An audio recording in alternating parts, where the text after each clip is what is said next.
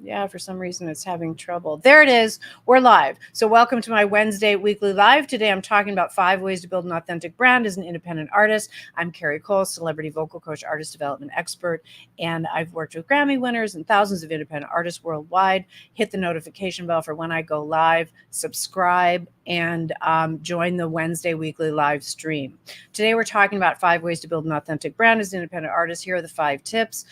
You'll see them down on YouTube in the comments. Let's dive in. So, defining your unique selling proposition. Your unique selling proposition, or what I also refer to sometimes as your differentiator, are the key elements that set you apart from other musicians. So, when you're listening to a playlist, right, and you're listening to a bunch of artists, what is going to make you stand out as a sonic identity, as a musical identity? Okay.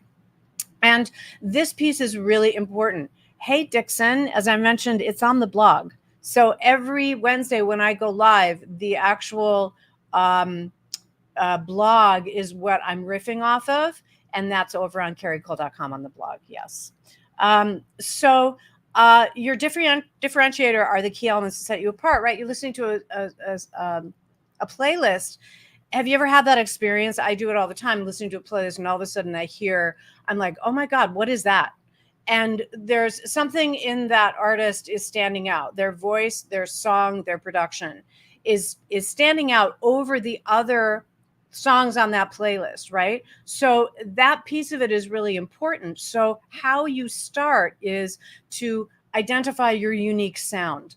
And there are some great IA tools for this. You can use cyanite.ai to identify your genre, your subgenre 1, and your subgenre 2, right? So that is really important because that informs the algorithms on Spotify, and that has a lot to do with how you're producing music and are you in the lane that you really want to be in, right? And it really comes down to your songwriting, not just your production, but production is a big piece of it as well. So identifying your unique sound is number 1 in differentiating how you're going to stand out, right? And as I said, you can use cyanite.ai. You can put in a link to your music and it will spit out the genre and the subgenre. I also work on, and you can find it on Submit Hub as well. What's my genre? Write out your mission statement to identify your unique values and beliefs. So we're talking about how to build your unique selling proposition, or what your USP, or what I call your differentiator as well, right? So why do you do music? What got you started in music? What was it, a difficult time in your life? What's happening in your life that led you to be a musician? Why do you do music? There's important information in the answers that will help lead you to building your mission statement. And your mission statement is really an important piece that I have artists work on when I first start working with them to really build out, because it has everything in your unique voice is within that mission statement when it's written out correctly. And a lot of artists make the mistake of being too general or too generic, or trying to reach too wide of an audience, when today you really need to be unique, right? You need to find a niche and what makes you unique, right? And then, don't worry, you can always appeal to a wide market. But if you don't identify your genre, and if you don't identify your subgenres and really work that angle, then when we listen to the music, we can't instantly identify whether we want to be a follower or not, because the music's not refined or defined enough. And the algorithms in Spotify don't know where to place you, right? So this piece is really important. I do this work inside of my signature songwriting circle, and I do have A&R direction. You can come and set up a private session with me. I have you fill out a very long form, and then we create the profile together. And it's a very important piece. So you can always come and get that privately with me, or the next round of signature songwriting circle, I think, is in November of 2024. But you can always go to carriecole.com/events and find when everything is running. So it moves us into what I'm talking about now is number 2, really.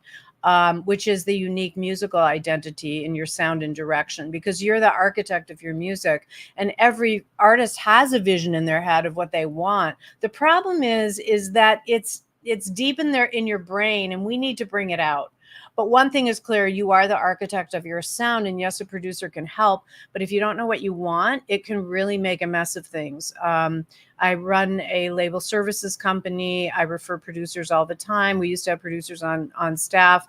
We have a songwriting team of high level songwriters, and we write records with artists, and records that actually win awards and stand out in the marketplace.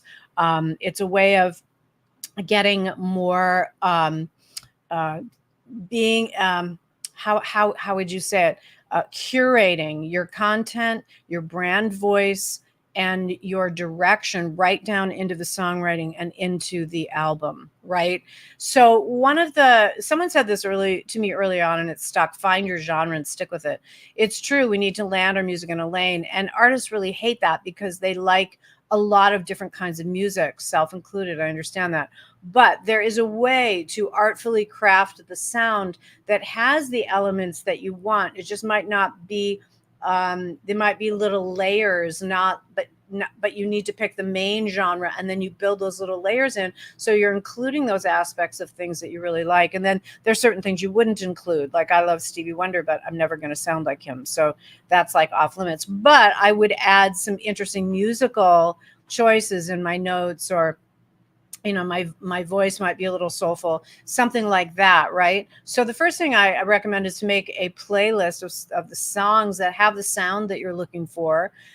Knowing what you want and how to get it is the key to really carving your sound and direction, because it's not just, you can't leave it up to a producer. Producers can't read minds. Like, it's really important. The direction needs to come from the artist, and then the producer can take that to the next level. So we actually do what we call a creative brief for producers. We have artists come to us, and we do the A&R process. We build out the sound and direction. We build out the song concepts, and these are all coming from you. So you love it. It's not like I'm telling you what to do. It's a really cool process. And then we build the A&R profile that informs the writing on the record and the sound and the direction. And then we build the A&R production profile that really is a creative brief for the producer, that speaks in the producer's language, that really has clear direction for the album. And then they can bring their brilliance to it from there. But without doing this process, you're leaving it up to chance, right? And we don't want to do that when we're spending a lot of money on the record, right? 3 is to create your visual identity. So your visual identity is a huge part of your overall identity as an artist. And it's often the first thing that people see even before they hear your music. To help your visual brand identity stand out, really spend time identifying what you like. And these elements should be cohesive and reflect your music and personality. Your visual identity should look like your music sounds. And this is the art of visual branding. And there are people that do this very, very well. I work with several management companies that do this.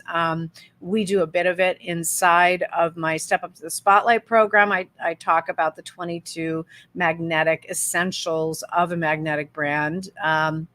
And this is a place to start. You really need to get feedback, and not just from your fans. You need feedback from professionals that really understand branding. So I've branded a lot of artists and helped them with that piece, because it's, again, your music, your image wants to look like the music sounds, and a picture says 1,000 words, more than 1,000 words, right? Like, it really is often the thing that will stop the scroll, will get somebody interested in, where the visual interest in your music to even click play. Usually in marketing, we talk about the 3 golden keys of marketing. You need the right product, the right message, and the right audience. And the right product and the right message have to do with what we're talking about today. I'll talk a little bit about finding the right audience as well. But if you don't have the right product and the right message and the right presentation, it doesn't matter. Like, those people are not going to be able to identify themselves as your fans. So for more help with your visual brand identity, get my brand module inside Step Up the Spotlight Artist Development Program. There's a free trial. You can go and just grab it. Number 4 is to develop your voice. So your voice is how you communicate with your audience. It is really twofold. Your actual voice, and as you know, I've been a vocal coach for a very long time and have a method called the Cole Vocal Method, which builds a world-class voice. So we're watching the Olympics right now, right? Do you think that those athletes competing don't work on their craft every single day? We know they do. It's the same for singers. It's the exact same for singers. I have a post coming tomorrow on Instagram that lays out a lot of that piece and how important it is. And then you need your brand voice. So, since I talk a lot about your actual voice in my blogs and on my lives today, I'm going to focus more on your brand voice. So, your brand voice needs to reflect your personality. And this goes back to the mission statement, right? I am an artist who blah, blah, blah, blah, blah stands for this. This is what's important to me. This is what this is what I'm trying to create in the world, what I'm trying to do with my music, right? So your brand voice should reflect your personality, your ideas, and your values, whether you're communicating through your music, social media. Your voice should be consistent and authentic. So really spend time on your artist mission, getting your values and vision clarified, and then getting that into your songs and music, not in a literal way, in an artistic way that represents your artist identity. And then work on the copy for your website, your bio, your press releases, and social content that reflect and resonate with your artist identity and brand effectively. And it's interesting. Like sometimes I'll give an exercise in my artist sanctuary membership, and artists will quickly write it down, but then they don't revisit it, right? Or the ones who do revisit it really develop, because it's not enough to just jot something down and think you have it. You need to refine it, just like a song. You need to work on it, or a production, work on it, refine it until it's resonating in a way that is exciting you, right? That's when you have the right mission statement. That's when you have, and it's also clarifying your message. I'm doing for our artist sanctuary membership tomorrow. We have a mastermind every month at the top of the month, and tomorrow's mastermind is talking about story branding, and we're talking about how important it is to clarify your message and clarify your brand and your brand voice within your songs, within your musical identity, within your artist identity, within your voice. All of these pieces inform the listener immediately to identify whether they are a fan. And people have a short attention span today, right? So it's really important to do this work ahead of time and to spend time on it, revisit it, and keep revisiting it. If you watch major brands, you will notice they're constantly tweaking their websites. They're constantly tweaking their identity. Marketing changes as we move through time as well. And it's something that you're constantly tending to. It's like a garden. So you're constantly tending to pulling out the weeds and getting a better fertilizer and priming the soil, right, with the right nutrients and that kind of thing. So it's something that you're always working on. It's important to get your brand voice speaking for you that is layered throughout everything. I've done this with many artists. One artist in particular, we really worked on this with Chris Assad, and he went on to get signed by Reciprocity because everything was in alignment. Everything was lining up, and we did A&R on the record. We worked on the voice. Then we worked on the brand voice and the copy, and everything was resonating in such a way it was undeniable, right? So that piece is really important. And the fifth thing I'll say, and then I'm going to open up for questions, so you can go ahead and put your questions in the chat wherever you are. Hi to everybody. I'm seeing some highs here. Sorry, I'm just deep into the content. So 5 is finding the right audience. As always, all of these tips are on the blog every Wednesday that comes out. The topic that I'm discussing is on the blog, so it's all written out and organized for you. And make sure you head on over to YouTube also, and you can watch the live stream. Whatever you missed is instantly recorded there. So as soon as we hang up, you can just go over there and you'll find it in the live section under YouTube.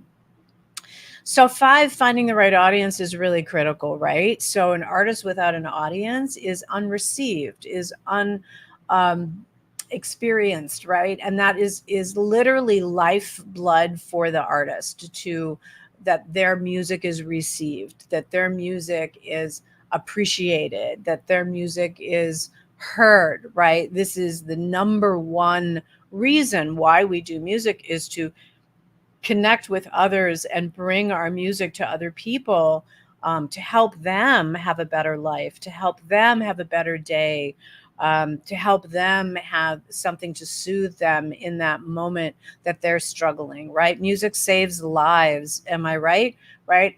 Did music save most musicians? Music saved your life, right? And this is a really key element. So finding the right audience is critical to the artist, right?